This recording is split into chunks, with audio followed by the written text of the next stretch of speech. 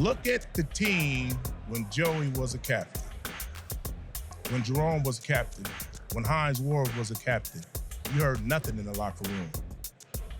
We did. Captains have to do captainship, right? Mm-hmm. We voted to be captains. You had to be voted in. He came in the era where they just gave you the seat. Because if he wasn't a captain, he'd probably have a hissy fit. But nobody's going to vote for him as captain because he don't have no captain quality. Damn, Joey Porter Sr. Bomb. He only played with Ben Roethlisberger for 3 years, but then he was back as an assistant coach. So he's been around. Because in my mind, there were the knocks on Ben Roethlisberger pre-suspension, and then after the suspension, the sense was that he'd matured, that he'd changed. But Porter was there after, and he didn't draw a line between before and after. And there's all sorts of stuff that's out there about teammate asking him to sign a jersey that was going to be used at some charity event. Right. No, not doing it. Right. And I don't know if this is true or not, but the story that's gone around for 20 years is that Jerome Bettis was having a retirement party in Las Vegas and Ben Roethlisberger didn't show up, even though he was in Las Vegas at the time. That's the ultimate slap in the face. It's one thing to say, well, I can't get to Vegas this weekend. I'd love to come. No, I'm in Vegas. I'm just not coming over to your little party. Again, I don't know whether or not that's true, and it's not a huge thing, but it gets to this whole, how do your teammates view you? How do you interact with them? Are you a true leader? And to have Joey Porter come out and say what he said, it confirms a lot of the just stuff that's out there that you'd hear from time to time, that Ben, as one former teammate said, in my presence, and I can verify this, a former teammate said that Ben is a turd. Yeah. Well, listen, I don't think anybody that's paid attention to football or in the know a little bit that this would be surprising comments, right? Ben operated a little differently, right, in a lot of ways. Yeah, I don't know if he was necessarily Mr. Camaraderie quarterback that way, right? Also, he played the position different, too. He wasn't like Peyton Manning and Tom Brady and check, do this. He was a little bit like, hey, let me just drop back and I'll figure it out. He played a little bit that way, right? And he'd move around the pocket and be pumping and doing all that stuff. And, he was amazing. I will say Ben Roethlisberger is one of the more underrated, great all-time quarterbacks in the history of the league. He's damn good in his prime. I think people forgot how good he is. But all the things that Joey Porter has said, the stories you're alluding to, everybody knows that. I don't think that's anything groundbreaking, right? I don't know if the public knows about it. To your point, too, about, he had some issues. Did he mature? Yes, he matured. But did that mean that he necessarily changed how he acted in the locker room towards other players? No. I've talked to a lot of people in Pittsburgh over the years, played with Ben, coached with Ben, whatever, and they would all echo the same sentiments you're talking about. He's, not necessarily going to be your best buddy teammate. Yeah, he's not going to sign footballs and jerseys. He's just not going to do that. He's a little more to himself, and he's not worried about being a rah-rah or being anybody's buddy that way, which is different for most franchise quarterbacks. It usually doesn't operate that way. And I think that's all Joey Porter Jr. Sr. is trying to say there. The incidents in question, one happened in July of 2009, literally days after PFT joined forces with NBC.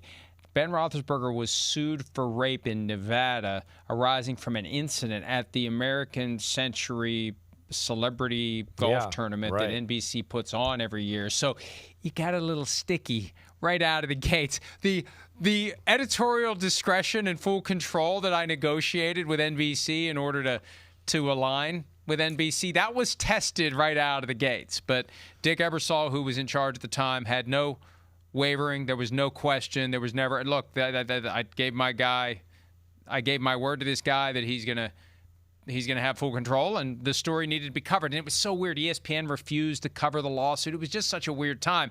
And then the next year, during the offseason, he was in Milledgeville, Georgia, and something went down, and he almost got prosecuted, and he didn't, but that's when he got suspended for 6 games, eventually reduced to 4. And I remember, Chris, when all that was going on, the turnaround that he had in Pittsburgh, to be there for another decade. And I remember when he had his last game on it was a Monday night against the Browns. It was his last regular season home game. And it was like the clouds parted and he ascended into heaven. It's like, good Lord, when the suspension stuff happened, when the incident occurred, I pulled up one of the Pittsburgh sports talk stations, and it was just one person after another calling in with a story about how Ben was rude to them somewhere in public. Like he cut the line at the subway. There's like weird stuff. But I thought there was no way he could ever come back from that. But he served the suspension, came back. They went to the Super Bowl that year, and everything was fine after that. Right. It's just amazing how winning can make people put stuff that would seem to be impossible to get beyond in the rearview mirror for good. Yeah, no, you're right about that. You're right about that. And you know, it shows you, too, at the same time, you don't always have to be Mr. Camaraderie, good guy, all that to win football games and be a special player. Now, the thing you can argue off that is that, you know, if you were a little bit more like that and maybe a better leader and a little more vocal and created a little more closeness with your offense and all that, maybe you would have won some of those games that you should have won in playoffs and would have got you to the promised land. I mean, that's the argument to the other side, right? You know, that's the argument that you feel like, hey, one thing I know about Brady in New England, hey guys, come over, hey, we'll meet there, blah blah blah. He hung out with the kids. Peyton Manning, game's over, hey, let's go drink some beers, blah blah blah. Right? That's part of the job, and more times than not, it's not the job. Usually the quarterback loves that stuff. Right? You never kind of got a sense that Big Ben was that way from anything you ever heard from anybody there in Pittsburgh. Here's a little more from Joey Porter, because he did say even more than what we played on the way in. Have a listen. A lot more. The shit that Seven did that we don't talk about. I know.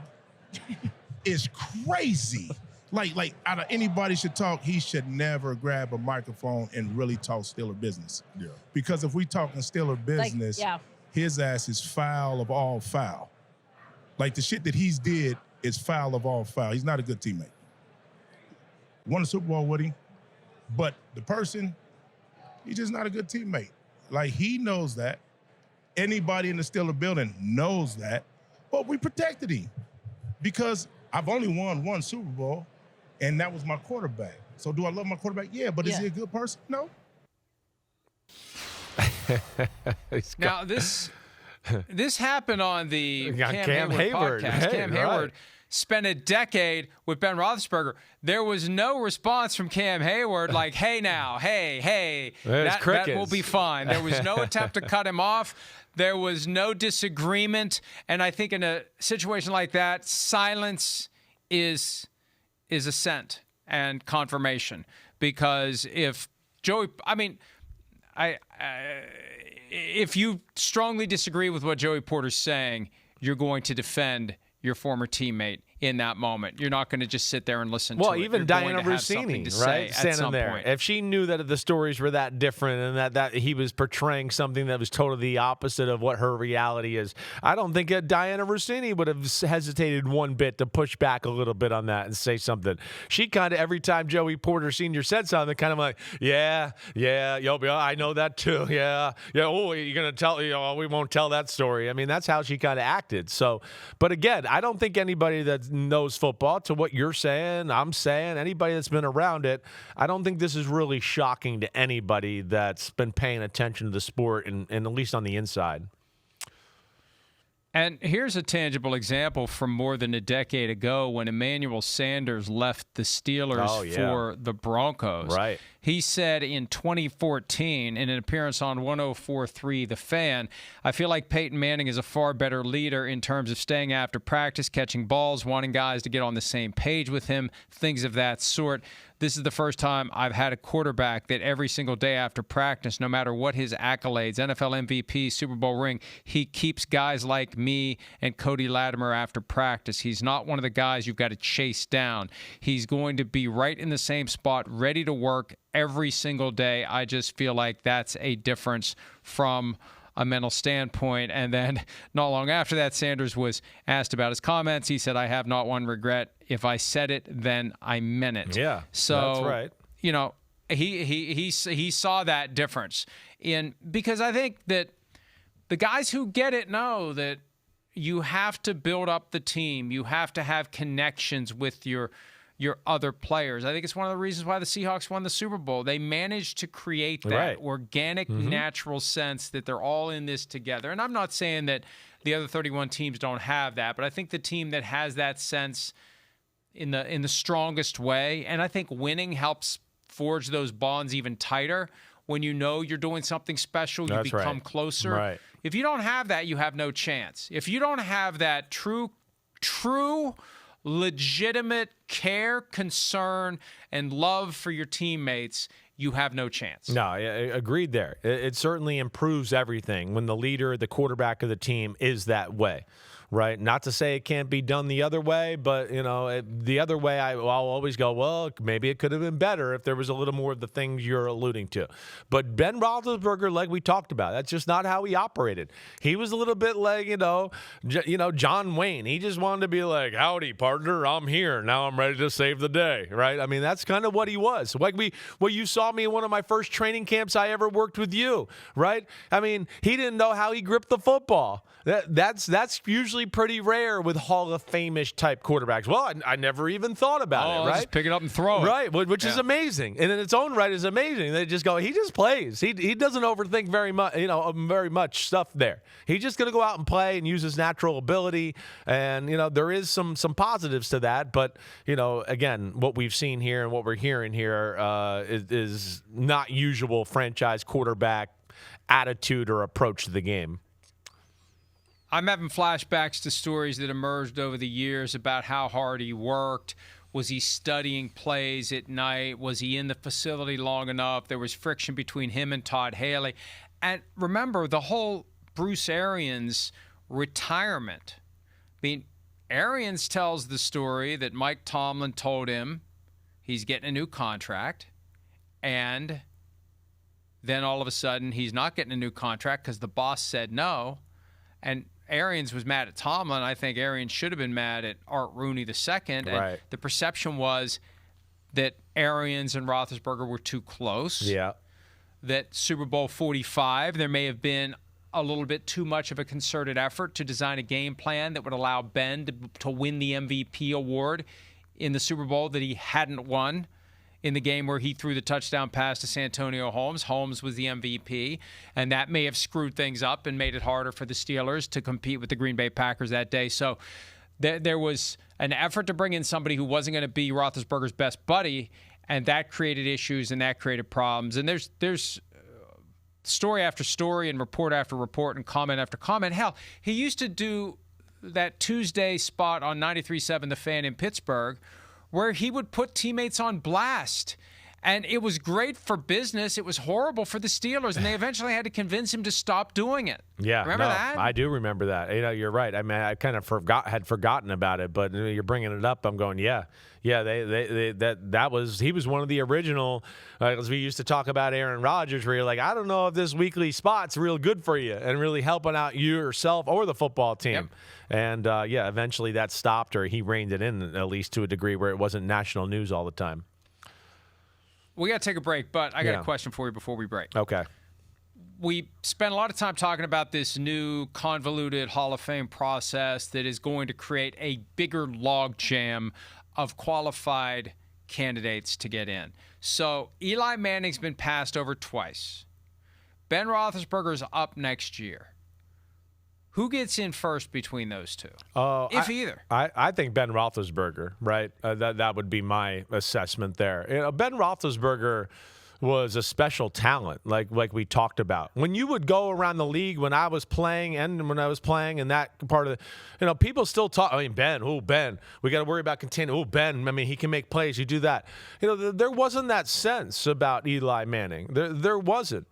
And I still get that here to this day when we go to Radio Row and stuff like that. Players that played in that era and all that go, do you think Eli's a Hall of Famer? And the answer is usually no off of that. He had those 2 Hall of Fame playoff runs. We get that. But I don't know if anything else is Hall of Fame-ish. That would be the big thing. Big Ben had years where I'd go, no. He was like a number of years, top 2, top 3 quarterback in football, top 4 quarterback in football. Man, could carry a team. I mean, some of those teams that he played with those offensive lines, I mean, they were ridiculous how bad they were. And they were still going to the playoffs and deep in the playoffs and doing that.